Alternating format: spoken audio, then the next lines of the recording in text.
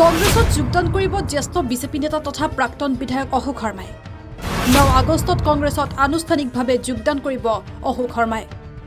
কাইলৈ বিজেপি দল ত্যাগ কৰিব প্ৰাক্তন বিধায়ক অশোক শৰ্মাই 2024 বিধানসভা নিৰ্বাচনৰ পূৰ্বে বিজেপিত ভয়ংকৰ খহনীয়া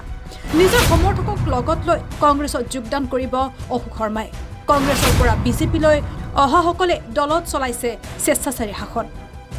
বিজেপিত এতিয়া গণতন্ত্ৰ নাই বিজেপিত প্ৰমূল্যবোধৰ ৰাজনীতি নাই হিন্দু মুছলমানৰ ৰাজনীতি কৰাৰ বাবে ক্ষতি হ'ব বিজেপি 3 বছৰে মোৰ ওপৰত ভীষণ মানসিক অত্যাচাৰ চলিল শুকুৰবাৰে মই বাধ্য হৈ বিজেপি এৰি আগন্তুক দিনত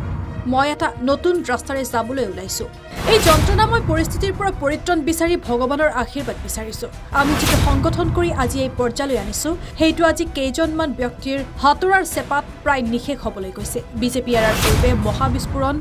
জ্যেষ্ঠ বিজেপি নেতা তথা প্ৰাক্তন বিধায়ক অশোক শৰ্মাৰ মই আজি বিশেষ এটা উদ্দেশ্যলৈ মাৰ দৰ্শন কৰাৰ কাৰণে আহিছোঁ কামাখ্যালৈ অহা বিভিন্ন কাৰণ থাকে কিন্তু আজি মই কেৱল মাক দৰ্শন কৰাৰ কাৰণে মাৰ ওচৰত মোৰ ভক্তি অৰ্পণ কৰাৰ কাৰণে ইয়ালৈ আহিছোঁ আজি এই পবিত্ৰ ভূমিত ৰাজনৈতিক কথাৰ বিশেষ অৱতাৰণা আজি নকৰোঁ কিয়নো মোৰ কাইলৈৰ পৰা এটা নতুন যাত্ৰা হ'ব মোৰ দলৰ পৰা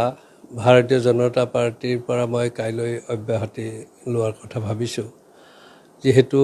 দলৰ ইমান দিনে কৰি অহা দলটোৰ পৰা মই অব্যাহতি ল'ম সেইকাৰণে এই কাৰ্যকালত মই দলৰ প্ৰতি যি সেৱা আগবঢ়াইছিলোঁ সেই মুহূৰ্তত মোৰ কিবা যদি ভুল ত্ৰুটি হৈছে সেই ভুল ত্ৰুটিৰ ক্ষমা বিচাৰি মাৰ ওচৰত আহিছোঁ আৰু যিখিনি বিগত 3 বছৰত কেইগৰাকীমান অত্যাচাৰী ব্যক্তিৰ হেঁচাত মই বিগত 3 বছৰে নিপীড়িত হৈ আছিলোঁ সেই সময়ত মোৰ কেতিয়াবা খং উঠিছিল কেতিয়াবা হতাশাত ভুগিছিলোঁ আৰু এইবিলাক দোষেই যাতে মোক পিছলৈ ক্ৰিয়া কৰিব নোৱাৰে তাৰ বাবে মই আজি মাৰ ওচৰত আশীৰ্বাদ বিচাৰি আহিছোঁ আজিৰ তাৰিখত মই নিজে গঢ়া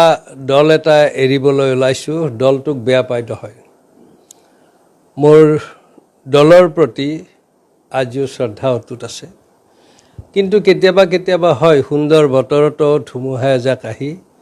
সকলো তছনছ কৰি পেলায় আৰু আজি আমাৰ দলতো তেনেকুৱা কিছুমান নেতা আহিছে সেই নেতাবিলাকে আমাৰ দলৰ নীতি আদৰ্শ এতিয়াও লোৱা নাই তেওঁলোকে আমাক শত্ৰুপক্ষ বুলি গণ্য কৰি আমাৰ ওপৰত অত্যাচাৰ চলাইছে সাধাৰণ ৰাইজে এই কথাখিনি প্ৰত্যক্ষ কৰিছে কিন্তু তেওঁলোকো নিৰূপায় কাৰণ যেনেদৰে ৰাজ্য চলি আছে সেই প্ৰক্ৰিয়াত জনসাধাৰণে মাত মাতিবৰ কাৰণে সাহস নকৰে কাৰণ কোনোবা এজনে মাত লগালে যদি চাকৰিয়াল হয় তেওঁক ট্ৰেন্সফাৰ বহু দূৰলৈ কৰি দিব কাৰোবাৰ যদি ব্যৱসায় আছে তাত বাধা দিব কোনোবাই যদি ঠিকা ঠুকুলি কৰিছে তাৰ পইচা পোৱাত বাধা দিব ইত্যাদি বিভিন্ন ভয়ৰ কাৰণে মানুহে মাত নামাতে কিন্তু যদি সকলোৱে মাত নামাতাকৈ থাকে তেনেহ'লে এইখন বহু তললৈ গুচি যাব অসমখন আৰু সেইকাৰণে ভাৰতীয় জনতা পাৰ্টিৰ এগৰাকী কাৰ্যকৰ্তা হিচাপে এই অন্যায়ৰ প্ৰতি বা দলৰ যি পঞ্চনিষ্ঠা আজিৰ নেতৃত্ব শেষ কৰিছে তাৰ সুবিচাৰ বিচাৰি মই মোৰ এই